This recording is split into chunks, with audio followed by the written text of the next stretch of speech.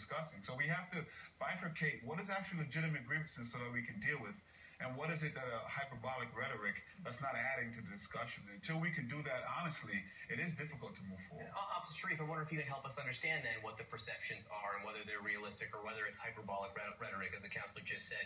Do police around the country, whether it be in Berkeley, Missouri, where you are, and I don't know if you've talked to people in other cities in the country, do they feel like there is an anti-cop sentiment right now that is bubbling up around the country? Because I have heard that complaint. Well, I don't think it's mainly an anti-cop sentiment. I think people of color want justice, and what they're seeing now is they're not feeling as though justice is being served in the communities. I think that when we look at it from an African-American perspective, we see black officers standing in the middle of the road. The community expects for us to stand up for them, and yet the police department is looking for us to stand up for them.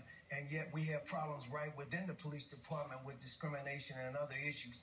I have yet to hear from the Guardians Association in New York, which was a member of the National Black Police Association when I was president of it. And I think black officers play a major role in our communities because we're out there on the front line, and yet we're having discussion, but you're not talking to black officers who are the rank and file officers who deal with the impoverished communities and the black and Latino communities. We're out there daily, and we know the problems because we hear them, and I teach in the schools and things like that, but yet our voice is not heard, and we can help resolve this issue if only we sit at the table. Now, the president and the mayor, the governor from St. Louis have put together a council, and yet they just put one black officer.